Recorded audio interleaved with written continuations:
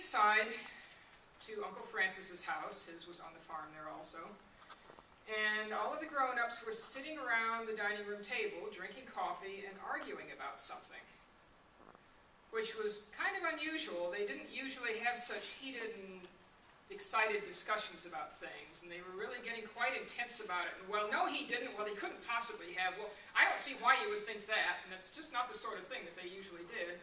Unless perhaps they were arguing about history, because they were all great readers, and they might have been talking about the Tudor succession or the Civil War or something like that.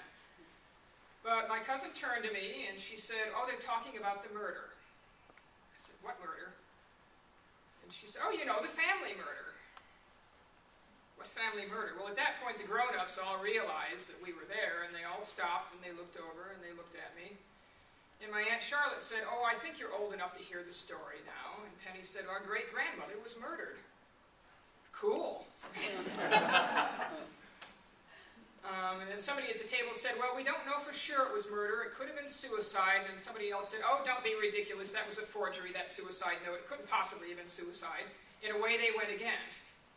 And the argument raged this way and that for a while, and finally they sort of subsided, and one of them said, "Somebody ought to write a book about this."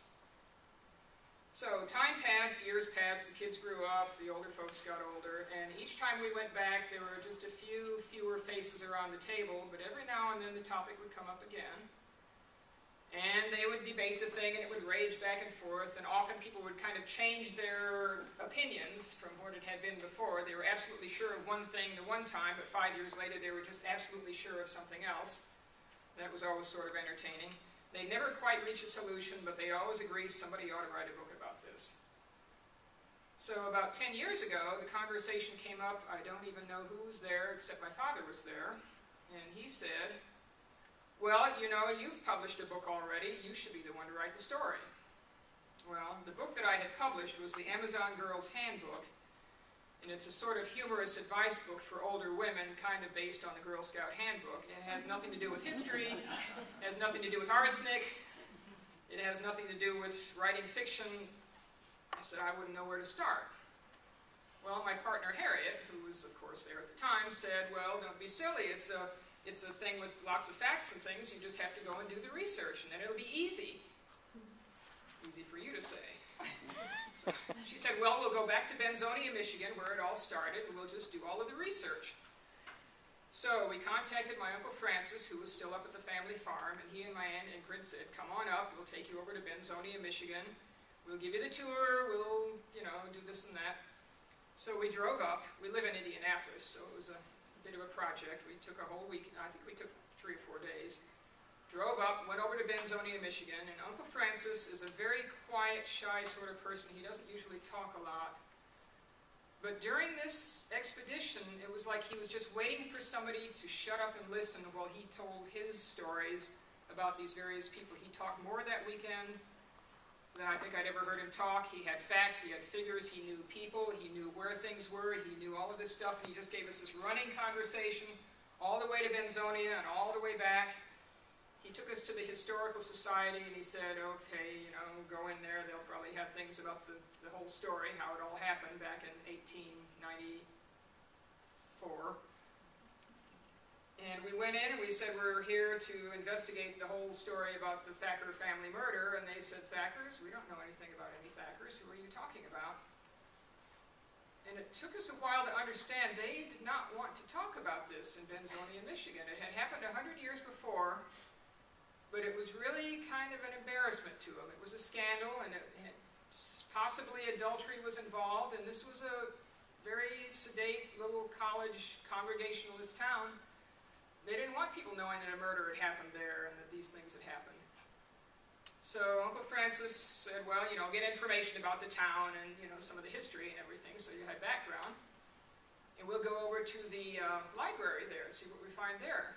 And what we found there was the Benzie Banner, which was the newspaper back in the 1890s. Twice-a-week thing, and they had all of the copies, all of the issues, and they were bound in these large leather, lovely bindings, the original copies, with the year stamped on the spine of each one, so we could go right to 1894. and start reading and dig through and find all of when my great-grandmother Anna had died, and what they thought of it at first, and what they thought of it later on, and who they thought, you know, and the arrest and the discussions about that. Got tons and tons of paper about that. Found out that my great-grandfather, I should explain, had been tried for the murder, and had 2 years later had a retrial and been released due to lack of evidence. So he was a prime suspect, but not the only suspect. So we found out quite a bit from the newspapers, but we also found out that the county courthouse there had all of the transcripts of the original trial, all 300-something pages, starting with the jury selection and going on and on and on, yada yada. So we went home with a lot of paper. And again, I still didn't really quite know where to start. Okay, I got all of this research material. I got names, dates, facts, figures, spread all out. I'm looking at the trial transcript and I'm reading it, and they're selecting the jury. I can write this thing, but no one's going to want to read this. I'm not going to want to read this. I'm not going to want to write this. But you know, I was kind of flipping through it, ho-hum, and then I came to a little bit of testimony that read, I am 14 years old.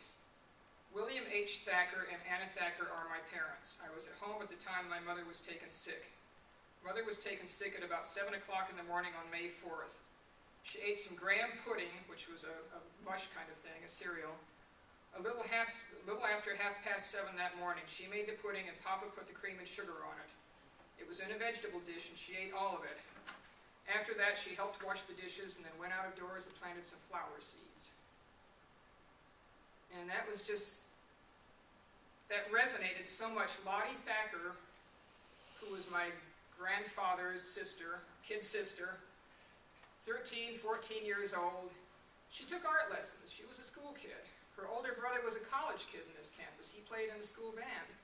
My grandfather was a teenager who liked to garden and farm and so forth, and they had these two little siblings in the household, and it was a respectable household in a respectable town, and they were just ordinary people. And within a space of a few months, this 14-year-old has her mother die of this rather horrible illness. Took several days for her to die right there in the house with the kids there.